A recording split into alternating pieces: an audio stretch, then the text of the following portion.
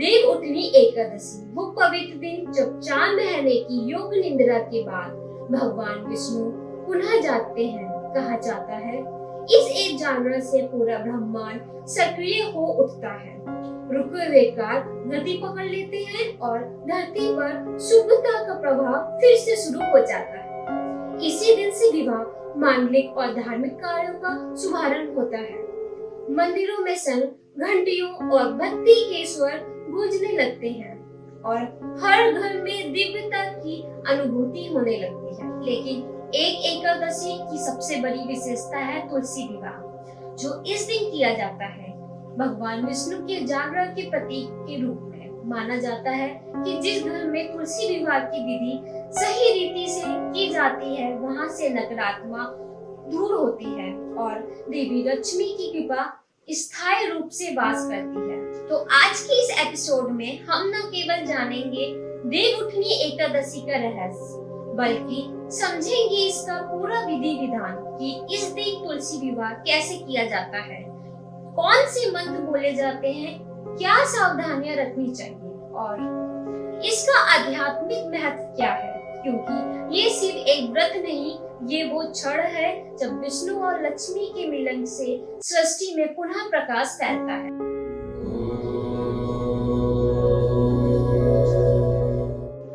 दोस्तों, तुलसी विवाह की शुरुआत होती है उस पवित्र जगह से जहाँ हर दिशा में भक्ति और प्रेम की ऊर्जा बहने लगती है। आज के दिन जिस स्थान पर तुलसी माता विराजमान है, वही घर का सबसे पवित्र कोना माना जाता है। उस जगह को ऐसे सजाइए जैसे अपने ही घर की बेटी की शादी हो। फर्श पर रंग बिरंगी रंगोली बनाएं, चौकी पर एक स्वच्छ पीला या लाल कपड़ा बिछाइए और वही तुलसी माता को विराजित करें। तुलसी माता के पास सारे ग्राम भगवान या फिर भगवान विष्णु की तस्वीर रखें। पीले वस्त्र में पूरे श्रद्धा भाव से चारों ओर दीपक जलाएं और हल्की सुगंध वाली अगरबत्ती या धूप रखें और जगह को ऐसे सजाएं कि देखते ही मन में श्रद्धा जाग उठे। इस वातावरण में एक अलग ही कपन होती है, जैसे खुद विष्णु जी का आशीर्वाद उस घर में उतर आया हो। याद रखिए, ये सिर्फ सजावट नहीं है, ये वो तैयारी है जिससे आप अपने घर में ईश्वरीय ऊर्जा को आमंत्रित करते हैं। कहा गया है जब पूजा का स्थान शुद्ध होता है तो हर मंत्र, हर आह्वान सीधे भगवान तक पहुंचता है। इसलिए आज जब आप ये पूजा शुरू करने जा रहे हैं, उस क्षण को सिर्फ विधि नहीं बल्कि एक भावनात्मक मिलन समझिए, जहाँ घर का हर कोना तुलसी विवाह का साक्षी बन जाता है।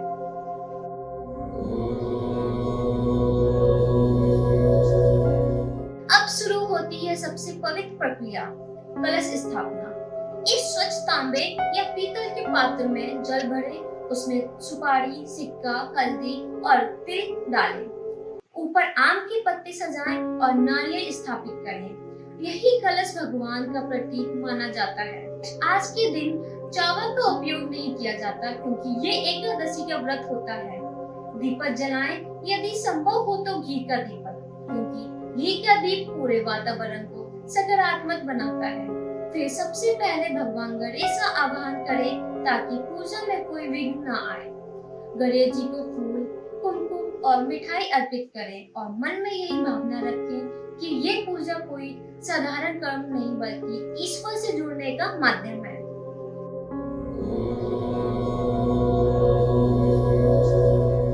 हर विवाह की शुरुआत होती है 16 श्रृंगार से और तुलसी विवाह में भी ये परंपरा निभाई जाती है। सबसे पहले हल्दी की रस्म, जो शुद्धता और एक नए आरंभ का प्रतीक है। थोड़ी सी हल्दी लेकर दूध में घोले और उसका लेप तैयार करें। पहले शालिग्राम भगवान को 5 बार हल्दी लगाएं और फिर वही हल्दी तुलसी माता को 5 बार चढ़ाएं। थोड़ी सी मेहंदी घोलकर शालिग्राम भगवान को स्पर्श कराएं और फिर तुलसी माता को। इन रस्मों के बीच वातावरण में एक दिव्य शांति होती है, मानो धरती भी इस मिलन की साक्षी बन गई हो।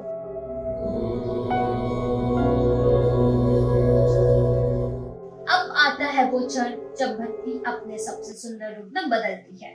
तुलसी माता और साईं भगवान का श्रृंगार। दोस्तों, इस पल को केवल एक पूजा की क्रिया ना समझे, ये वही दिव्य घड़ी है जब स्वयं विष्णु और लक्ष्मी का मिलन प्रतीक रूप में धरती पर घटित होता है। सबसे पहले भगवान साईं को स्नान कराएं गंगा जल या शुद्ध जल से, फिर उन्हें कोमल वस्त्र पहनाएं और चंदन से तिलक लगाएं। चंदन का ये तिलक केवल सौंदर्य का नहीं बल्कि शांति और सात्विकता का प्रतीक है। इसके बाद तुलसी माता का श्रृंगार करें, उन्हें रोली और कुमकुम से सजाएं, माथे पर हल्का तिलक लगाएं और लाल चुनरी उड़ाएं। ये चुनरी केवल एक वस्त्र नहीं बल्कि शुभता और सौभाग्य का आशीर्वाद है। अब सफेद तिल अर्पित करें क्योंकि इस दिन तिल को भगवान विष्णु का प्रिय माना गया है। कहा जाता है जो तुलसी विवाह में तिल अर्पित करता है उसे असीम पुण्य की प्राप्ति होती है। फिर साईं भगवान को कलावा पहनाएं। ये संरक्षण और पवित्र बंधन का प्रतीक है। तुलसी माता को चूड़ी, बिंदी या कोई छोटा सा श्रृंगारिक वस्त्र भेंट करें क्योंकि ये विवाह का क्षण है जहाँ हर अर्पण का भाव का प्रतीक बन जाता है। अब दीपक जलाइए और उस प्रकाश में दोनों की ओर देखिए। आप महसूस करेंगे मानो पूरे वातावरण में एक दिव्यता घुल गई हो। फूलों की महक, जलते दीप की लौ और आपके मन से निकली हुई प्रार्थना, अब सब मिलकर इस पवित्र मिलन का उत्सव रचते हैं। ये वही पल है जब लगता है स्वयं भगवान विष्णु और माता लक्ष्मी इस धरती पर अवतारित होकर आपके आंगन में विवाह रचा रहे हो।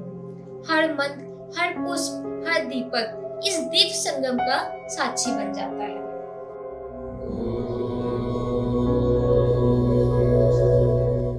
अब आता है विवाह का सबसे सुंदर पल, वरमाला।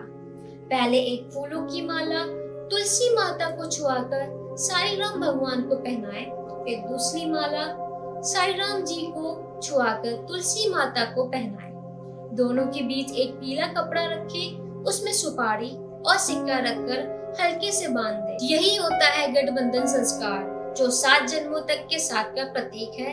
ये वह क्षण है जहाँ भक्ति और प्रेम का संगम होता है, जहाँ इंसान नहीं बल्कि ब्रह्मांड खुद साक्षी बनता है।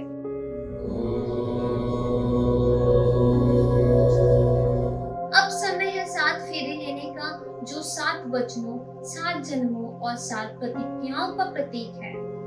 अगर कोई पुरुष सदस्य उपस्थित है तो साईं भगवान की मूर्ति को तुलसी माता के पौधे की 7 बार परिक्रमा कराएं।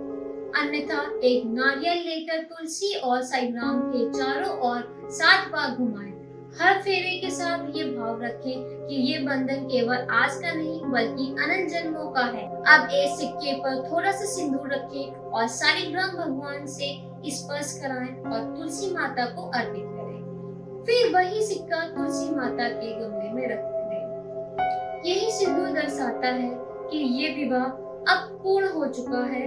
दोनों आत्मा एक सूत्र में बन चुकी है।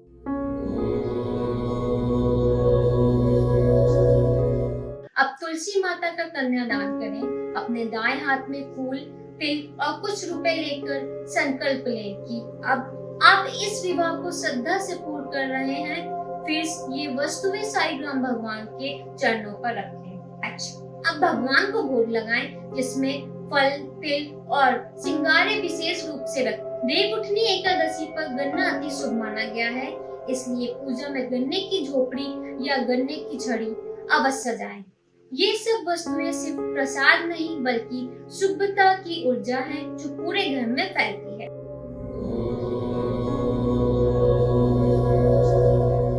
अब तुलसी विवाह की कथा सुने या सुनाएं। कथा सुनते समय हाथों में तिल और फूल रखें और कथा पूरी होने पर उन्हें भगवान को अर्पित करें। फिर तुलसी माता की प्रतिमा करें 5, 7, 11 या 108 बार अपनी श्रद्धा के अनुसार। उसके बाद भगवान को धूप दीप दिखाएं, आरती करें और जय जय तुलसी माता, जय साईं का स्मरण करें। आरती के बाद पूजा में रखा जल पूरे घर में छिड़कें ताकि हर कोने में पवित्रता फैले।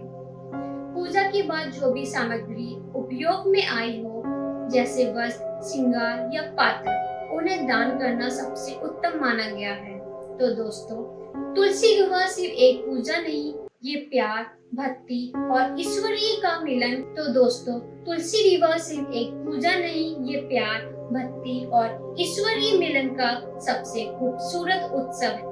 कहा जाता है, जब तुलसी माता और साईं राम भगवान का मिलन होता है तो घर की हर नेगेटिविटी खुद बे खुद खत्म हो जाती है और सुख समृद्धि का दौर शुरू हो जाता है।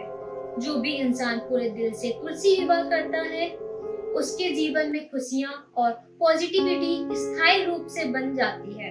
इस दिन की गई भक्ति हजारों यात्रा के बराबर मानी जाती है, क्योंकि जब भगवान विष्णु अपनी योग निद्रा से जागते हैं, तब से सृष्टि नहीं, आपकी किस्मत भी जग उठती है।